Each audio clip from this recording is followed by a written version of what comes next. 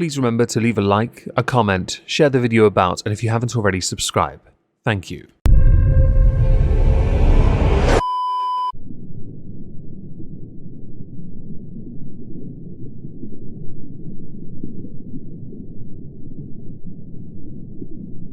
Well, isn't this just fantastic? Captain's Log, Subdates 231102.4. We are getting closer and closer to the magnificently magical month of Moistly Merry Meggy Moistmas, and my crew know it. If I catch so much as one NPC crew member celebrating before December, I will eviscerate Bork as punishment. Welcome everyone to the exhibition of stupid people. Today we're going to start with Kim Kardashian, because I don't quite understand this, but go figure, someone who tried to copyright the word kimono would want to draw more attention to themselves and others, although I'm not entirely sure why. So, a part of her new Skims brand has a accessory attached to it. This accessory reminded me an awful lot of Batman Forever, and the fourth one that we don't talk about, even less than we do the third one, in the sense that she's been launching these nude-coloured outfits, right? But the more recent details she's added to the women's range include fake nipples on the outside of the bra. Men are often told not to look at a woman's chest because her eyes are up here, so many girls instead work out their backside to draw more attention to that. The inner misogynist in me had thought it was because women's chests were getting smaller as the generations went by. I couldn't be certain, I always maintain eye contact. So having perky nipples on a push-up bra seemed a bit silly really, because then you are introducing additional barriers for people to maintain focus in conversation. Although there is a chance of a little benevolent sexism where a man notices, he comes over and goes, "Here, wear my hoodie," and then she puts it on and you can still tell the time on those sundials. Now, I initially believed this was some kind of rather belated April Fool's prank from Kim Kardashian, but the launch of this product is not a joke. And here's a quote from it, by the way. "Earth's temperature is getting hotter and hotter. The sea levels are rising and ice sheets are shrinking. And I'm not a scientist, but I do believe that everyone can use their skill set to do their part. That's why I'm introducing a brand new bra with a built-in nipple, so no matter how hot it is, you will always look cold. Some days are hard, but these nipples are harder. And unlike the icebergs, these aren't going anywhere." Now, credit where it is due, she actually managed to record that without bursting into fits of laughter.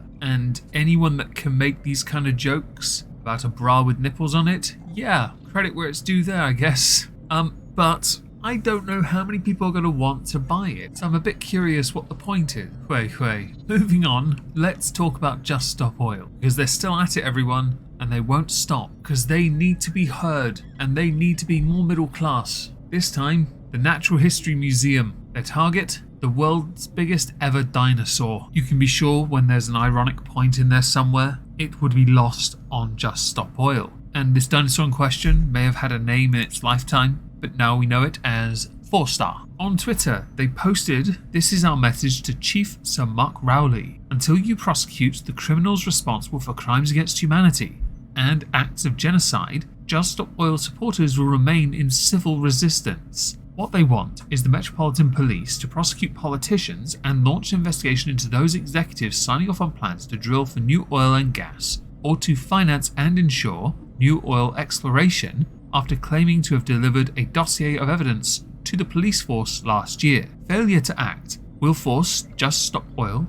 into full non-compliance with the police and judicial system, and we will remain in civil resistance until such time as you launch an investigation and bring changes. I think I have a better solution, because this will give us new oil in many, many years. We take all the Just Stop Oil protesters and put them in the hole where the oil used to be. We'll dig up their bones and we can put them in a museum when a new species takes over this planet, all Cthulhucan." The police have responded by saying they will use all available powers to tackle the disruption caused by Just Stop Oil to allow Londoners to continue their daily business. The Natural History Museum had said, "We are aware of the Just Stop Oil protest which took place at the museum this afternoon. The police were informed and the affected gallery was temporarily closed to visitors. Tickets were then refunded. Congratulations on that front." The material they used to spray the dinosaur this time is a form of dyed cornstarch. So naturally it washes off very easily, but the point still stands as they're disrupting business for visitors and tourists as well, in favour of we must make some rather large statement.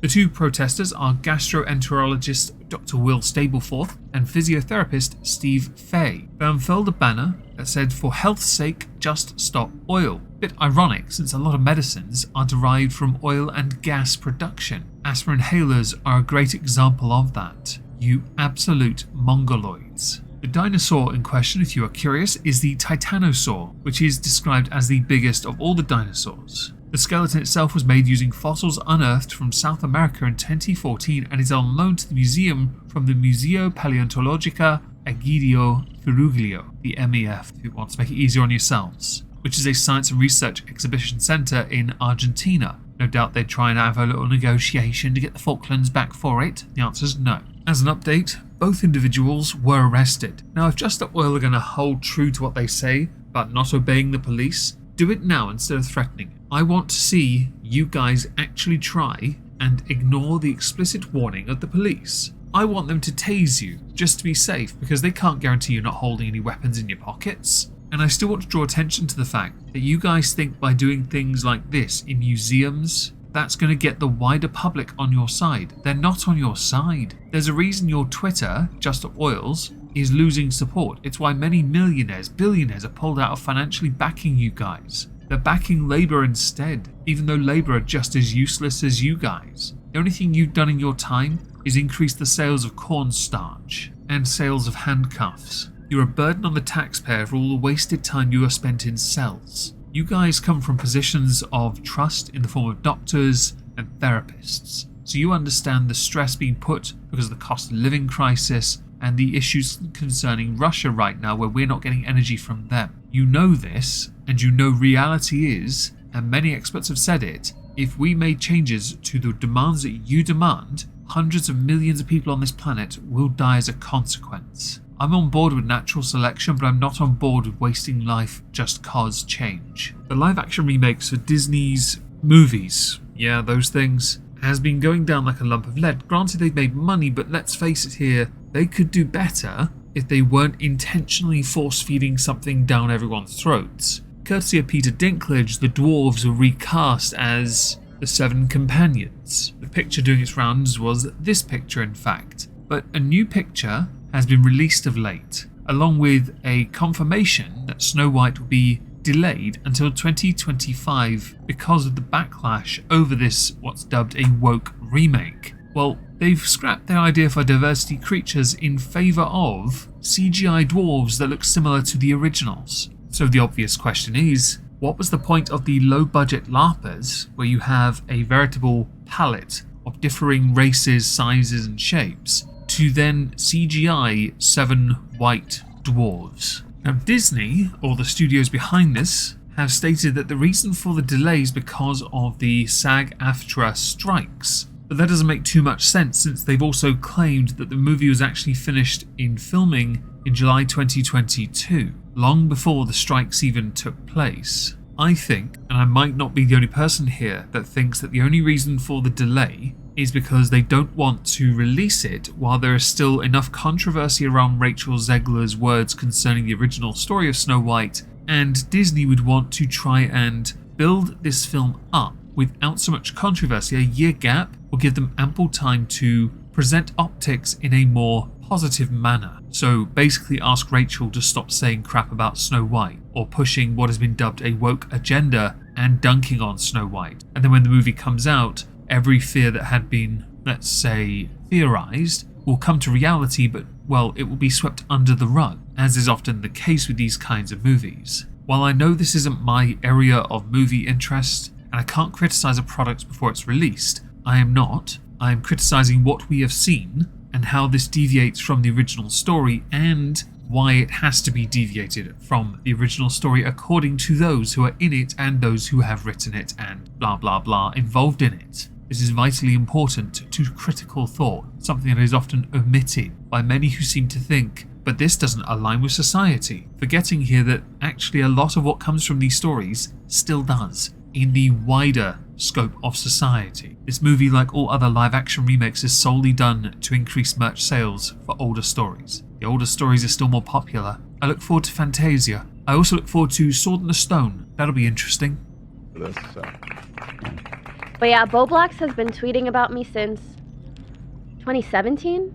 Oh my god. Like a hot minute. That video is part of an honourable mention. In 2018, Boblax made a video titled Keemstar vs Pokimane Twitter Fight. A week after he'd released the video, Pokimane falsely copyright struck the video. He was tweeting about her to try and get into contact to remove the strike. Pokimane, on H3's podcast, acted as if Boblax was stalking her, because that's the only play she has when someone tweets at her a few times. You falsely copyright struck somebody who covered what can be considered online drama and or news commentary within the commentary sphere. You are so absolutely boomer on the internet. You come across as a broken Xbox controller, only useful for hitting a wall with. You are a perpetual victim when you are criticised. It is what you do every time. It's why I've criticised you on my channel. Granted, I don't get views, but that doesn't mean my opinion is any less valid. It just means you're less likely to pay attention to me because you consider views to be the argument. One last honourable mention before we get to the final subject. YouTube. I was recently watching a Sidemen Among Us Wizard Roll video on the More Sidemen channel, and I got an ad for ad blocker. Now, if you're using Chrome, you'll know the recent problem with YouTube where they have made it so because of Chrome you can't use adblock. I've complained about this because they insert so many ads into the videos. I get about, for a 10-minute video, I end up with about 10 ads. To me, that defeats the point of watching the video. Even on terrestrial television, I don't get that many ads. You might get one every 15 minutes. I would happily accept that over this. I thought it was funnier when I got an ad on YouTube for a different browser. Why? Because that would also allow me to then use adblock. If YouTube want their platform to make more money, that's fine. I fully understand that. But the creators don't benefit from this. There are people who are not a part of the YouTube partner program, yet they have ads all over their content. There are channels that are demonetized that you're putting ads on still. You are doing everything you can to make it seem like it's a privilege for us to upload to your platform. And you're so dense, you accept ads from ad blockers. Although I should point out, none of them will work on Chrome, unless you use something to get around it. Oh, and don't think I didn't notice that when you first introduced the new ad change, my viewership went down 40%, and I got dozens of comments from people saying, wait, we didn't realise you continued uploading. Because yet again, you made a change to your system, and it yet again hit creators. At this time of year, you really shouldn't be doing that to us. But we know how much you don't care, so it's totally normal and accepted, right? The final thing I want to show you is somebody who is out of touch with reality, much like Kim Kardashian, so I guess this goes in full circle, in the form of Charli D'Amelio, who recently was seen working as a cashier at Walmart. Nothing reeks of out of touch more than a wealthy person acting as if they're broke or cosplaying as such. Many people, in fact, referenced it as such. Look at me, I'm like the peasants now. Yes. The reason why is because she is promoting popcorn. Not even joking. Charlie, Dixie, parents Mark and Heidi have all launched the Be Happy Snacks popcorn,